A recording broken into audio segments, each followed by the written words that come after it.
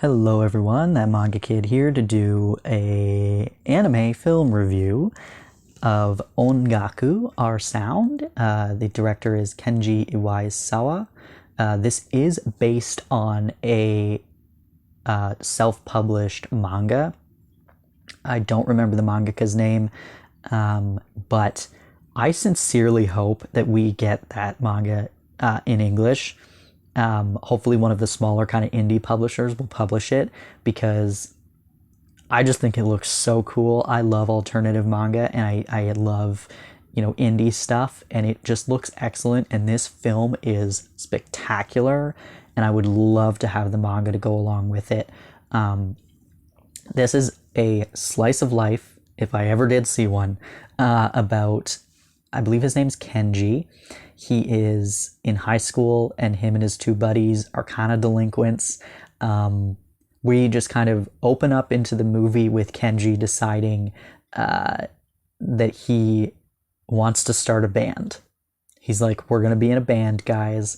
They have no musical talent, no musical experience, and no, like, he literally is just like, we're going to start a band. And they're like, okay, I guess so. They acquire some instruments by some questionable means, and just start playing. And it's this really rough, like, repetitive music. And they just go for it. And so they meet this other music club at their school, and the folks in that club are like, hey, you should practice and play at this upcoming music festival. And they're like, okay. And so they just start practicing for this festival that's up and coming. All the while, a rival delinquent gang from the other school, all of whom have mohawks, are out to get Kenji, because they think that he's been attacking some of their members. He's their rival, and they need to go and stop him, and they find out that he's playing this music festival, and they're like, we're going to stop him. And it's ridiculous and convoluted, but it is hilarious. It is so well done. It is obviously super simplistic character designs, but all of the backgrounds are so everything's hand drawn, first of all. I believe it took 7.5 years to produce this entire film, which is incredible. All of the backgrounds are hand watercolored, gorgeous. So these simple character designs are just in front of this gorgeous scenery. It's stunning. And so this film is about 1 hour and 11 minutes long. Very kind of slow paced. It is extremely slice of life, which I love.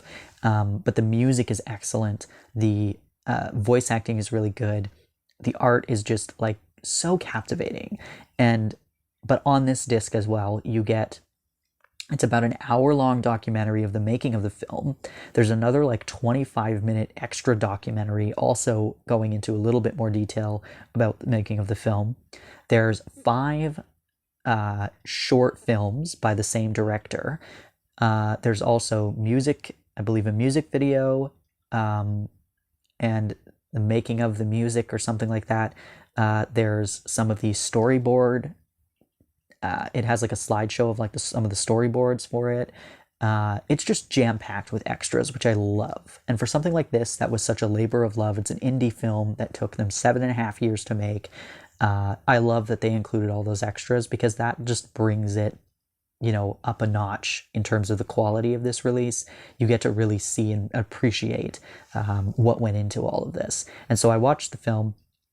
And then the next day I watched all the documentary stuff because I just couldn't handle back to back for that amount of time. So I didn't watch the music video. I didn't watch the live music performance. Sorry.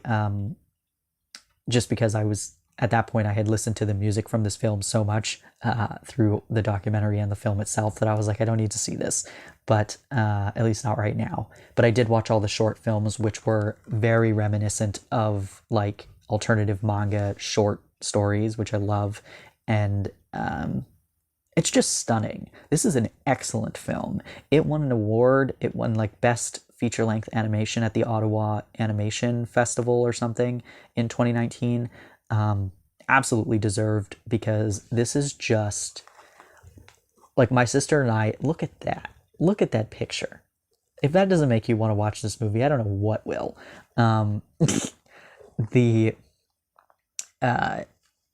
At the end of it, my sister and I just looked at each other and just went, I've never been so moved by the playing of a recorder in my life. It's just. And then when you watch the documentary and you see that they actually filmed, because they used rotoscoping, when you like film something and then you trace over it, you draw over it to get the animation. They used rotoscoping for this film, which I didn't know prior to watching it, but as I was watching it, I went, I'm pretty sure that they were rotoscoping for this. And I was right. When I watched the documentary, it was confirmed. Rotoscoping is a technique that I've been extremely fascinated with since the anime adaptation of The Flowers of Evil, because that was fully rotoscoped. I used the rotoscoping technique for that, and I've been extremely fascinated by that technique ever since then.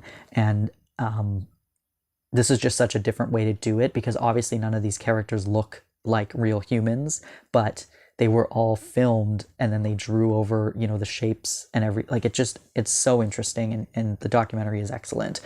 But yeah, this is such a fun film. Highly, highly, highly recommend checking it out. It is so heartwarming. It's funny. It's just really real. And I was reading a review online about it, and I can't remember who the review was by, unfortunately, but it's a long article, just kind of going into detail about the film and what the person liked about it. But they said something like, we don't know all the answers about these characters. We kind of are thrown into this story. We know that there is some history between Kenji and this other school, but we don't know what that history is. We don't know, we're told that these three are delinquents, but we don't really see a whole lot of delinquent behavior to amass to the reputation that Kenji has in this neighborhood.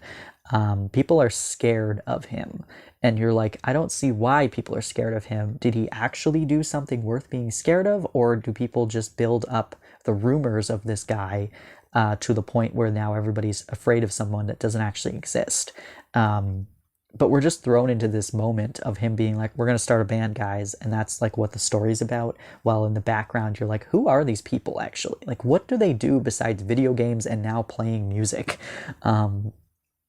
And it's very interesting, because then the story also just ends with, what it ends with, and you're like, okay, and life goes on. And that's my favorite part about slice of life things, whether it's anime or manga, is that like life goes on, and that's the whole point, is we just see a snippet, a slice of these characters' lives, and that's all we get. We don't know what happened before. We don't know what's going to happen after. But the piece that we see is enough to be invested and interested in these people's lives. There is a female as well, and she's kind of a little delinquent-esque herself, at least in her presentation and the people she hangs around with. And I just find her to be very fascinating as well. I think her name's Aya. And then the other band is so fascinating. It's just, you gotta watch it. Highly recommend it. Go pick it up, go find it, watch it. It's great. If you've seen this film, I'd love to hear your thoughts on it. Yeah. Highly recommend.